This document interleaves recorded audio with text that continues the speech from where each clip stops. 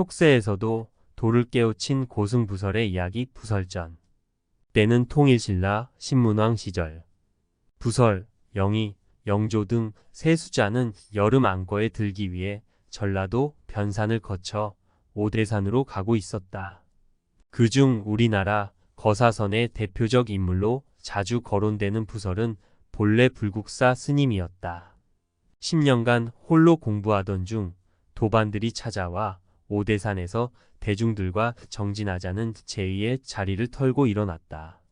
이들은 만경 고을구씨란 사람 집에서 하룻밤을 묵게 되었다. 그 집의 딸인 묘화가 부설에게 반하여 구혼을 간절히 청하니 부설은 그녀의 끈덕진 호소에 감동하여 그녀와 혼인하기로 결심했다. 이튿날 아침 두 도반은 기가 막히고 어이가 없다는 듯 오대산을 향해 떠났다. 묘화의 부모도 하는 수가 없었다. 부설은 묘화와 결혼하여 지금의 김제군 성덕면 성덕리 고렴불악에서 살았다. 그 마을에는 이상하게도 늘 눈이 떠돌아다니므로 부설은 마을 이름을 부설촌이라 했고 자기 이름도 부설이라 불렀다. 그러던 어느 날 오대산으로 떠난 옛 도반들이 찾아와 부설을 깔보니 묘화가 문제를 내었다. 하지만 도반들은 문제를 풀지 못해 부끄러워하며 어디론가 사라졌다. 그 뒤 부설 내외는 남매를 데리고 옛날 공부하던 변산으로 들어가 전에 공부하던 자리에 부설함을 짓고 부인을 위하여는 낙조대 올라가는 중간에 묘적암을 그리고 그 딸을 위해 월명암을 아들을 위해서는 등운암을 지어 각자 일생 동안 수도 생활에 정진했다. 그의 딸 월명과 오빠 등운 또한 재주가 높았다. 등운은 월명에게 정을 구하는 상자가 있어 월명이 공부에 장애가 될 것을 염려해 상자를 태워 죽였다. 어룩하게 죽은 상자의 청을 들어주기 위해 저승사자가 왔지만 등운의 경지가 워낙 높아 잡아가지 못하고 동생 월명 또한 도통하여 육신이 있는 채로 하늘로 올라갔다고 한다. 설화 내용. 부설수자 빨리 걸읍시다. 이렇게 가다간 해전에 마을에 이르기가 어려울 것 같소. 공부하는 수자가 뭘 그리 마음이 바쁘오. 때는 통일신라 신문왕 시절. 부설, 영희, 영조 등 세 수자는 여름 안거에 들기 위해 전라도 변산을 거쳐 오대산으로 가고 있었다. 그중 우리나라 거사선의 대표적 인물로 자주 거론되는 부설은 본래 불국사 스님이었다. 경주 태생으로 불국사에서 원경이란 스님을 은사로 득도한 후 전국 각지를 두루 돌며 열심히 수도하던 중 참선봉알에 조그만 암자를 짓고 10년간 홀로 공부했다. 그러다 도반들이 찾아와 오대산에 들어가 대중과 함께 정진하자는 제의의 선뜻 자리를 털고 일어선 것이었다. 걸음을 재촉하는 두 도반과 함께 그날 밤 부설은 만경 고을구씨란 사람 집에서 하룻밤 묵게 되었다. 음력 3월 보름달이 휘영청 밝은 밤. 부설이 잠시뜰에 나와 거닐고 있으려니 어느새 다가왔는지 주인집 딸이 옆에 서 있었다. 스님 언제 떠나시나요? 내일 아침 일찍 떠납니다. 18세쯤 되어 보이는 묘화는 스님에게 무슨 말인가 할 듯 하면서 선뜻 말을 못한 채 망연히 달만 쳐다보고 있었다. 그 모습은 마치 한 폭의 그림 같았다. 아가씨 소승에게 무슨 할 말이 있으신지요?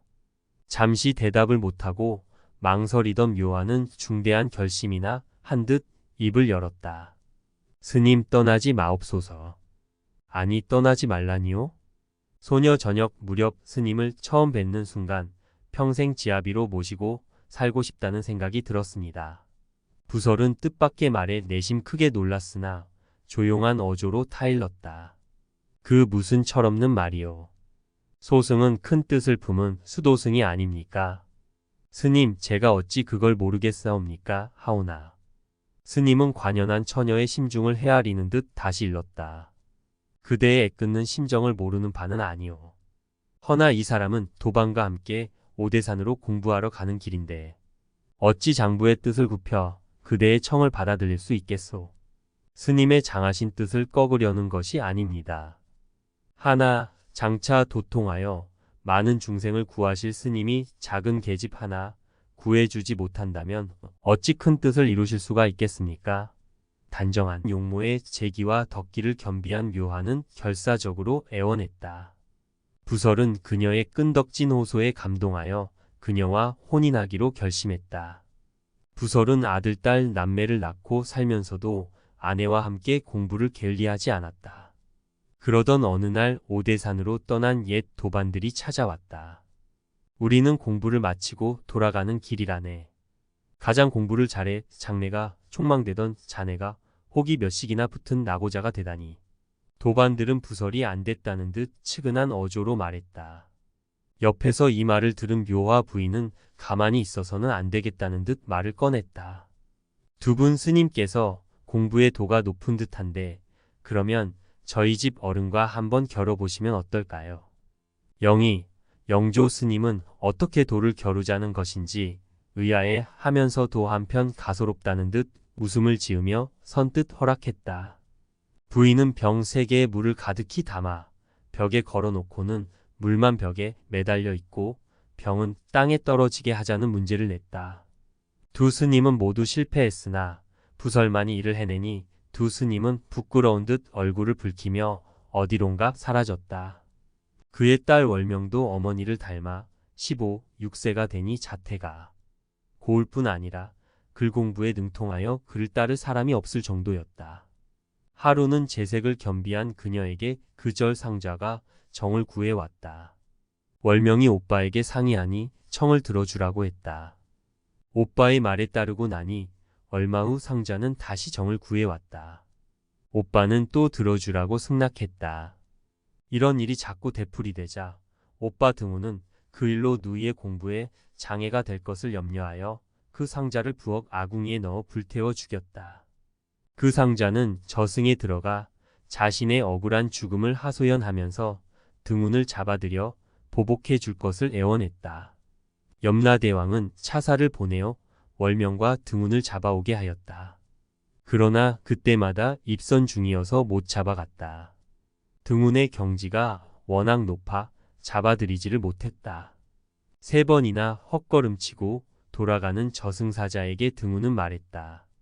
공중에다 모래로 줄을 꼬아서 나를 묶는 재주가 있다면 나를 잡을 수 있고 그렇지 못하면 나를 잡을 수 없으리라. 저승에서는 끝내 등운을 잡아가지 못했다고 한다. 그의 누이 동생 월명도 마침내 도통하여 육신이 있는 채로 하늘로 올라갔다고 한다. 팔죽청 부설거사 차죽 피죽 화거죽 이런 대로 저런 대로 되어가는 대로 풍타지죽 낭타죽 바람이 부는 대로 물결이 치는 대로 축죽 반영생 비죽 죽이면 죽 밥이면 밥 이런 대로 살고 시시비비 간피죽 오르면 옳고 그르면 그른 대로 저대로 봐 넘기며 빈객 접시 가세죽 손님 접대는 집안 형편대로 시정 매매세 월죽 시정 물건 사고 파는 것은 시세대로 만사 불려 오심죽 세상 만사 내 맘대로 되지 않아도 연연 연세과 연죽 그렇고 그런 세상 그런 대로 살아갈지니 거사의 길 중국에 방거사가 있다면 우리나라를 대표하는 거사로 부설을 들 수 있다. 그는 전생의 불교와 인연이 깊었는지 어릴 때부터 흙으로 탑을 만들어 절을 올렸으며 노을을 바라보면서 선정에 들기도 했다. 작은 곤충이 죽는 모습을 보면 슬퍼했고 수행자를 만나면 기쁜 마음으로 합장을 했다. 이런 인연이 쌓여 그는 불국사에서 출가하게 되는데 그곳에서 부설이라는 법명을 받고 원정의 제자가 된다. 부설이 지금까지 거사라고 불리고 있는 이유는 그가 환속해서 제가자의 삶을 살았기 때문이다. 수행을 잘하고 있던 승려가 세속으로 돌아온 사연이 우리의 흥미를 끈다. 촉망받던 수행자가 환속한 이유는 어디에 있을까? 부설은 출가 후 깨달음을 얻기 위해 도반인 영조, 영희와 함께 지리산과 청관산, 능가산 등지에서 열심히 정진했다. 어느 날 그는 문수도량으로 유명한 오대산 상원사로 향하던 중 전북 김제에서 하룻밤을 머물게 되었다. 당시 구무원이라는 불자의 집이었는데 그에게는 묘화라는 딸이 하나 있었다.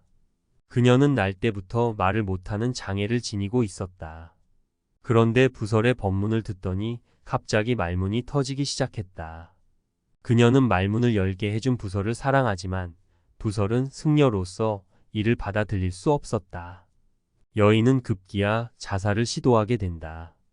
사정이 여기에 이르자 부설은 묘화와의 만남이 인연이라 생각하고 결혼을 한다. 한 여인을 위해 승복을 벗고 거사의 삶을 살게 된 것이다. 부설은 부인과의 사이에서 아들인 등운과 딸 월명을 낳게 된다.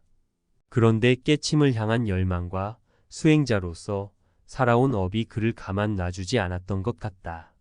그는 별도의 토고를 마련해서 정진을 하게 되는데 그곳이 지금의 김제시 진복면에 자리한 망해사다. 서해의 아름다운 낙조로 유명한 곳이다.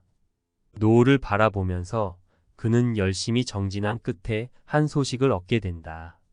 이때 마음을 담은 깨침의 노래가 지금까지 전해지고 있는데 그 일부를 소개한다. 고요 속에 피는 고운 꽃 한가로이 바라보고 창 밖에 지저귀는 새소리 무심히 듣는다. 곧바로 열애의 땅에 들 수 있거늘 구구하게 오래 닦아 무엇하겠는가. 한가로운 무심도인의 삶이 느껴지는 시다. 부설은 승복을 벗고 세속의 삶을 살았지만 오랜 수행으로 인해 도력은 매우 높았던 것 같다. 이 몸은 병이고 마음은 물이다.